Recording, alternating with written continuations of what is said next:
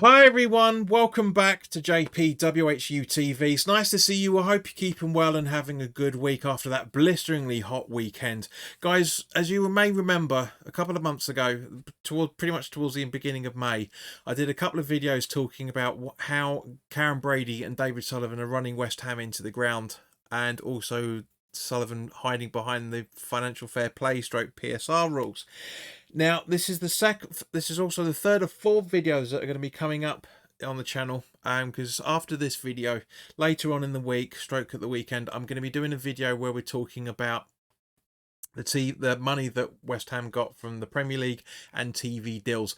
But as it stands at the moment, from what I'm looking at, what we're going to be talking about today is the sponsorship deals that all clubs in the Premier League that have been in the league for more than 2 or 3 seasons, what they were getting in comparison to obviously West Ham, and we'll also be talking about a few other bits and pieces in that as well. But I do genuinely think, and this will be the reason why, that the lack of sponsorship money is the reason why West Ham are claiming poverty. But as always, this video is sponsored by the channel sponsor 3retro.com.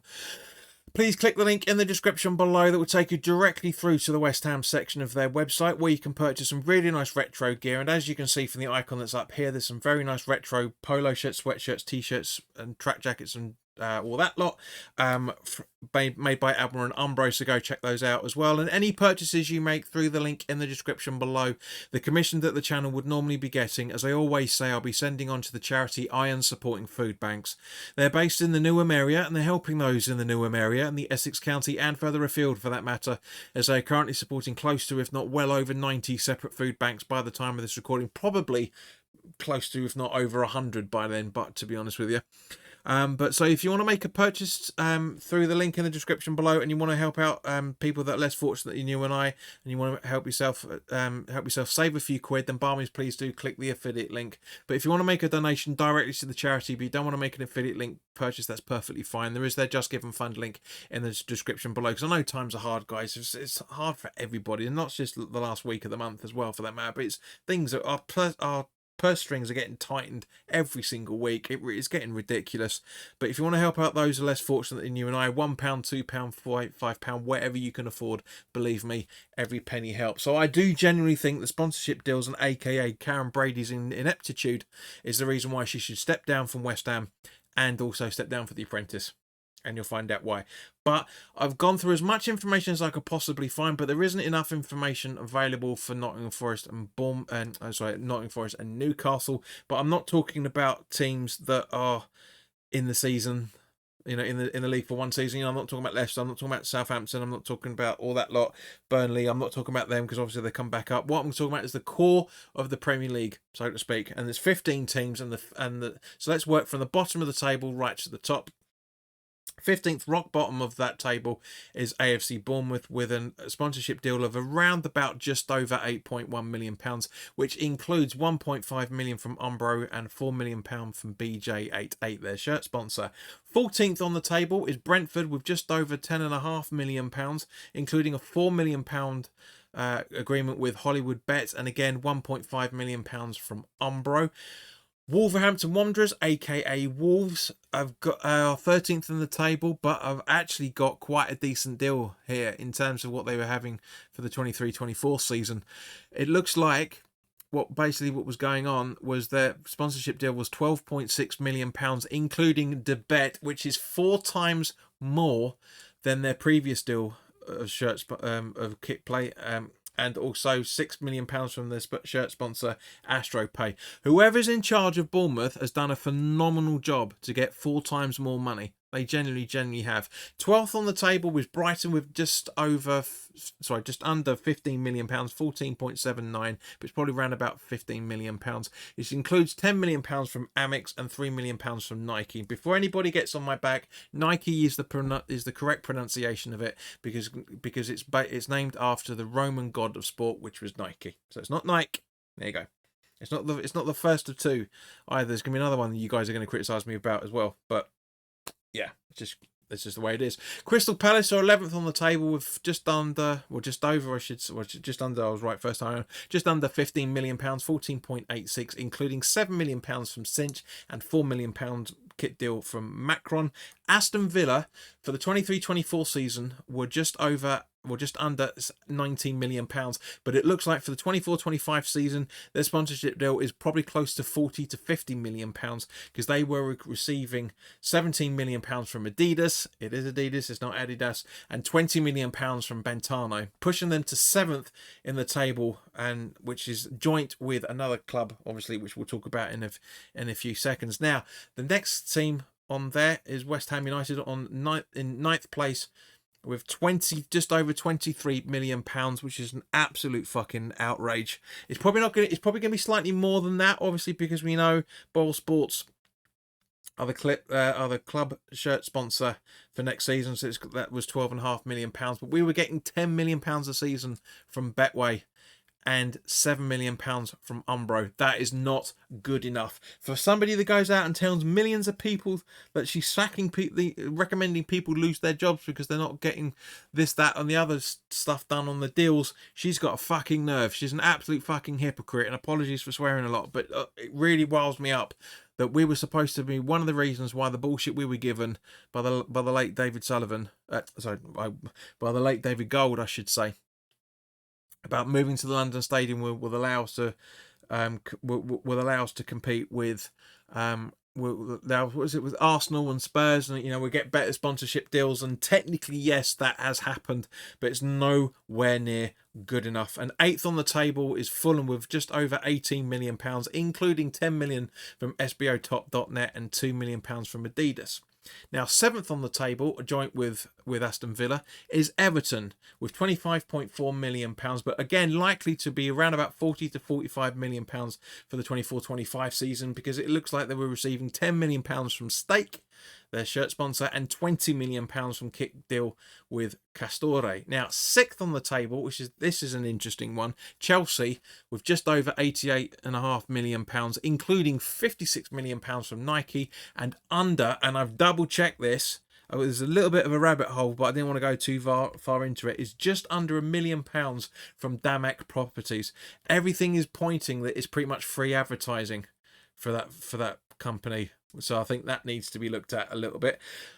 West Ham rivals Tottenham Hotspur, aka Spurs, receive £96.77 million. So let's call it, for an argument's sake, it's probably close to, if not £100 million, including £40 million from AIA and £30 million from Nike. Now, there's an interesting information which I'll come on to in a little while, but number 4 on the table is Arsenal, £131.41 million, including 75 million from Adidas, and the next, what looks like to be 50 million pounds from the Emirates airline company as well, for that matter. 3rd on the table, no real surprise, Liverpool, £134.5 million, including £50 million per season from Standard Chartered. But I know there's, obviously there was a few little bits and pieces going around about that, and also with their former New Balance as well, for that matter. There's a bit of a legal battle going on with those two a little while, and £45 million from shirt manufacturer, I should say, Nike. 2nd in the table, which is very surprising, bearing in mind there's only 2 clubs left. Man City, 219.8, so probably £220 million, including £72 million from kit deal Puma and £67.5 million from Etihad. Now, top of the pile, it is a surprise, bearing in mind that it looks like they're riding on the coattails of nostalgia here. Man United with an estimated just over £247.1 million sponsorship deal, including £60 million from Snapdragon and £75 million from Adidas. So West Ham are even middle table of this, just in the bottom of the top half of the table of this. But one of the reasons why is because of this information that the website, the sponsor, have put up. Now, because there's an article I was reading on there, so if you want to go and check it out, go onto the sponsor.com. It's the Premier League fair market sponsorship values. They do it in the way that the BBC put their graphics up, which is quite funny. So yeah, but I'm not gonna put it up because it's basically just there's too much information on there. However, one of the reasons why West Ham United have only got sponsorship deals of around about 10 to 12 million pounds over the last 2 seasons is because the fair market sponsorship value of the club in 2025 has dropped from 26 million pound as it was in 2024. So we were well under that, undervalued from that as well, for that matter, dropped to 13.9 million pounds. So even with this 12.5 million pound deal coming from Boyle Sports for 1 year, and I'm hoping they're going to keep that for that amount for the shirts, for the sleeve sponsor as well, for that matter, that means that even with that, the club is still undervalued by, honestly, is undervalued by 1.4 million pounds. You know, Spurs undervalued by 9.4, even though their revenue dropped and their fair market sponsorship value dropped from 49.3 million pounds. It only dropped by 200,000 to 49.1. They are still 9.1 million pounds undervalued from there. So there's a lot of work for Daniel Levy to do. No surprise that Man United are well over the market value there, with, even though they're obviously the shit reasons for the table position, dropped from 64.5 to 51.1 million pounds, and this current deal is 60 million, as we just literally just mentioned, from Snapdragon alone. That obviously is only concentrating on the shirt sponsors. Yeah, 8.9 million pounds over the fair market value for sponsorship. It's absolutely mental. So from that point of view, Karen Brady is doing a good job from that point of view. However, we need to be getting more money in from other revenue streams. I know we've got a lot of local businesses and a few other bits and pieces. You know, as I mentioned, Corpay previously, Corpay have increased their sponsorship deal with West Ham, so it's probably gone a little bit further out from that. But so let's say, for argument's sake, that the new deals pushes to around about 26-27 million pounds. How the fuck is that going to get a new player in?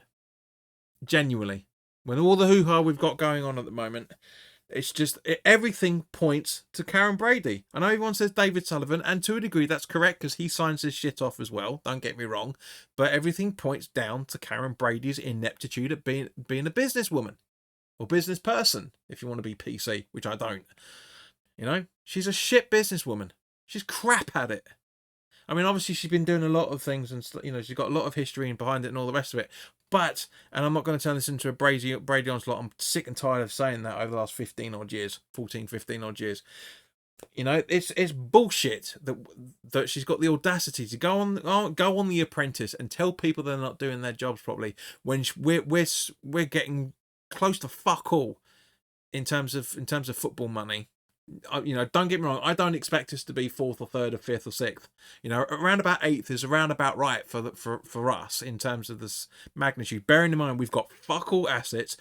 Genuinely the only assets we seem to have are one of the 3 assets we've got is fucking being sold. You know, they're selling the Betway dugout seats, because obviously it's going to be Boyle Sports next season. So therefore, this time next year, they could be reselling those as well, for that matter. So honestly, genuinely, the only assets West Ham have are the club employees, aka the players, dugout seats, and the training ground. That's it. There's no other assets, and this is the reason why we're struggling. However, as I say, the next video I'm going to be doing is the money that the team's got from the Premier League for not just the table position finishes and the dividend that comes with it as well, but also the TV deals as well. This is the reason why, and a justified reason why David Sullivan is saying we have to sell before we buy. However, the next video, we're going to be talking about why that's complete and utter bollocks. But in the meantime, guys, have a fantastic week. Hopefully it's going to get a little bit cooler in terms of that. It's lovely, don't get me wrong, I'm enjoying the heat, but it's very, very hot and humid, and I don't like hot and humid. I like hot and sweaty, but I don't like hot and humid. But guys, have a great week. I'll see you soon. As I say, because by the time you guys get to see this, I'm going to be winging my way up north. So hopefully it's going to be a little bit cooler. And I'm going to be throwing my sister down the aisle to make sure she gets married. But guys, have a fantastic week, and I'll see you very, very soon. All the best now. Take care.